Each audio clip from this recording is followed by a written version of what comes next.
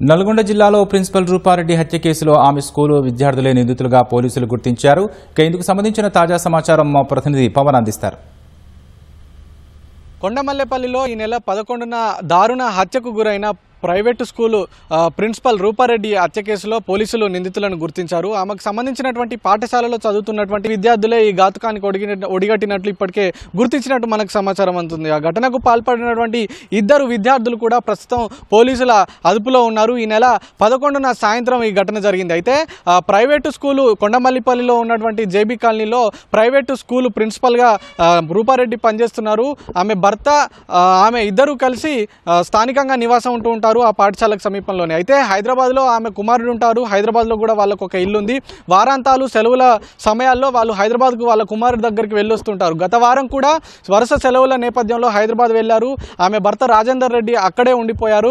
సోమవారం రోజు తిరిగి రూపారెడ్డి ఒక్కరే కొండమల్లేపల్లికి వచ్చి ఇటు పాఠశాలకు హాజరయ్యారు. ఆ తర్వాత మంగళవారం రోజు ఆమె సాయంత్రం పాఠశాలకు హాజరైన తర్వాత సాయంత్రం ఇంటికి వెళ్ళిన తర్వాత ఆ రోజు సాయంత్రం ఈ ఘటన జరిగింది. అయితే వారం రోజులుగా అనేక కోణాల్లో ఆరా తీస్తున్నటువంటి పోలీసులకు ఒక్క క్లూ కూడా దొరకలేదు. ఎట్టకేలకు ఈ ఘటనకు పాల్పడింది అదే పాఠశాలలో చదువుతున్నటువంటి ఇద్దరు విద్యార్థులే అని ఒకంత తెలిసిన తర్వాత పోలీసులు కూడా విస్మయానికి గురైనటువంటి పరిస్థితి ఉంది. అయితే పాఠశాలకి సమీపంలోనే పాఠశాలకు ఆనుకొని ఒక ప్రైవేట్ హాస్టల్ ఉంటుంది. అదే పాఠశాలలో పనిచేసేటువంటి ఉపాధ్యాయులకు సంబంధించిన నిర్వాహకులే ఆ ప్రైవేట్ హాస్టల్ నడుపుతున్నారు. అయితే దాంట్లో ఇటీవల ఈ ఇద్దరు విద్యార్థులు కూడా మొదటి నుంచే దొంగతనాలు చేయడం అలవాటు ఉండడంతో అందులో చోరీలు చేసినట్టుగా కూడా సమాచారం అందుతుంది. ఈ నేపథ్యంలోనే ఆ ప్రైవేటు నిర్వాహకులు అదే పాఠశాలలో పనిచేసేటువంటి ఉపాధ్యాయులు ఒక్కరే కావడంతో అదే విషయాన్ని ప్రిన్సిపల్ దృష్టికి తీసుకొచ్చారు ఆ దొంగతనానికి సంబంధించి. అయితే ఆ ప్రిన్సిపల్ ఆ ఇద్దరు విద్యార్థులు కూడా పిలిచి మందలించడం జరిగింది. అది మనసులో పెట్టుకునే ఈ ఘాతుకానికి ఒడిగట్టి ఉంటారని చెప్పి ఇప్పటికే పోలీసులు ప్రాథమికంగా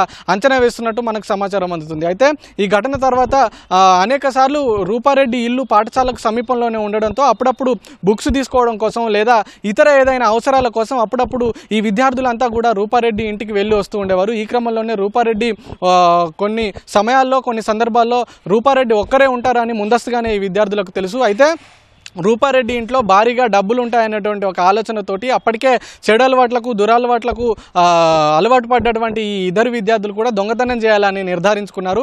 ఈ నేపథ్యంలోనే 11వ తేదీన సాయంత్రం రూపారెడ్డి ఇంట్లో ఒక్కతే ఉన్న సమయంలో అక్కడికి వెళ్ళడం జరిగింది. అయితే ఇంటికి దొంగతనానికి వెళ్ళే సమయంలోనే వీళ్ళు ముందే మాస్కులు ధరించి హుడీ ధరించి అలాగే ఒక యాక్సా బ్లేడు అలాగే ఒక కత్తిని కొనుగోలు చేసి దగ్గర పెట్టుకొని వెళ్ళారు. వెళ్ళిన తర్వాత ఇద్దరు విద్యార్థులు ఈ 10వ తరగతి విద్యార్థులు ఇద్దరిలో ఒకరు బయటే ఉండగా ఇంకొకరు లోపలికి వెళ్ళారు. లోపలికి వెళ్ళిన తర్వాత డబ్బులు ఇవ్వాలని రూపారెడ్డిని డిమాండ్ చేయడంతో ఆమె ప్రతిఘటించింది, ఎందుకు మీకు డబ్బులు ఇవ్వాలంటూ. ఈ నేపథ్యంలోనే పెనుగులాట జరిగింది. ఈ పెనుగులాటలో లోపల ఉన్నటువంటి విద్యార్థికి సంబంధించిన మాస్క్ హుడీ ఊడిపోయింది. అప్పుడు ఆమె తమ పాఠశాలలో చదివేటువంటి విద్యార్థి అని చెప్పి ఆమె గుర్తించడం, అతను పేరు పెట్టి పిలవడం, కేకలు వేయడంతో భయాందోళనకు గురైనటువంటి ఆ విద్యార్థి అప్పటికప్పుడు వెంట తీసుకువెళ్ళిన తన వెంటున్నటువంటి కత్తితో యాక్సా బ్లేడ్ తీసి ఆమెను అతికిరాతకంగా పొడిచి చంపాడని ఇప్పటికే పోలీసులు అయితే ప్రాథమికంగా గుర్తించారు.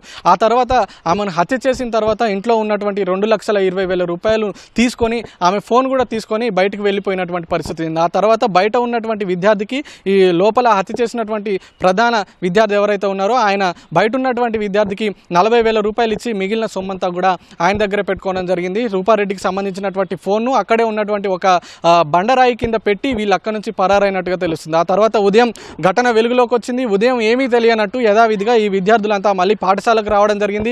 ఘటన వెలుగులోకి వచ్చిన తర్వాత ఇటు స్థానికులు కావచ్చు అలాగే పాఠశాలకు సంబంధించినటువంటి సిబ్బంది కావచ్చు విద్యార్థులు కావచ్చు వీళ్ళంతా రూపారెడ్డి ఇంటికి వెళ్ళి ఘటనకు సంబంధించి వివరాలన్నీ పరిశీలించి ఘటన గురించి చూస్తున్నప్పుడు ఈ విద్యార్థులు కూడా వాళ్ళతో పాటు వెళ్ళి తమ మేడం హత్యకు గురైందంటూ కూడా వాళ్ళు కూడా ఘటనా స్థలానికి వెళ్ళి పరిశీలించినటువంటి పరిస్థితి ఉంది.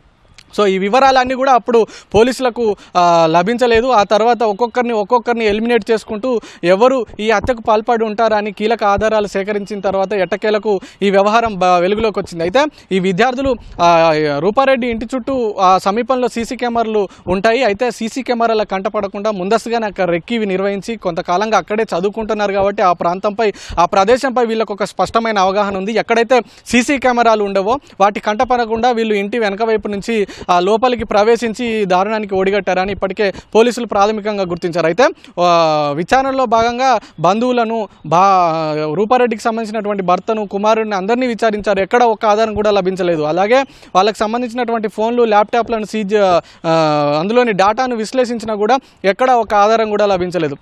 అనేక కోణాల్లో ఆరా తీసిన తర్వాత ఇటు పాఠశాలకు వచ్చిన తర్వాత పాఠశాలలో ఉన్నటువంటి ఉపాధ్యాయులతో పోలీసులు ఇటీవలి కాలంలో విద్యార్థులకి సంబంధించి ప్రిన్సిపల్కి, విద్యార్థులకి ఏమైనా మందలించడం కానీ లేదా ఎవరిపైనైనా ఎలాంటి చర్యలు తీసుకోవడం కానీ అలాంటి ఘటనలు ఏమైనా జరిగాయా అని చెప్పినప్పుడు మాత్రం మిగిలిన ఉపాధ్యాయులు పోలీసులకు ఇటీవలి కాలంలోనే ఒక 2 విద్యార్థులను దొంగతనాల ఘటనలకు సంబంధించి ప్రిన్సిపల్ పిలిచి మందలించడం జరిగింది అని చెప్పి వారిపై అనుమానం వ్యక్తం చేయడంతో పోలీసులు ఆ దిశగా కూడా దర్యాప్తు ముమ్మరం చేశారు. వెంటనే దాదాపు ఒక 4-5 విద్యార్థుల్ని పిలిచి విచారించినప్పుడు ఒక విద్యార్థి దగ్గర మాత్రం అతని దుస్తుల్లో 1,60,000కు పైగా డబ్బుల కట్టలు కనిపించాయి. ఆ డబ్బులు కనిపించడంతో ఇంత డబ్బు ఎక్కడిదని అడగడంతో ఆయన అప్పుడు ఆ విద్యార్థి పొంతనలేని సమాధానం చెప్పినట్టుగా తెలుస్తుంది. పొంతనలేని సమాధానం చెప్పడంతో పోలీసులు వాటిని క్షుణ్ణంగా పరిశీలించినప్పుడు ఆ నోట్ల కట్టలపై రక్తపు మరకలను గమనించారు.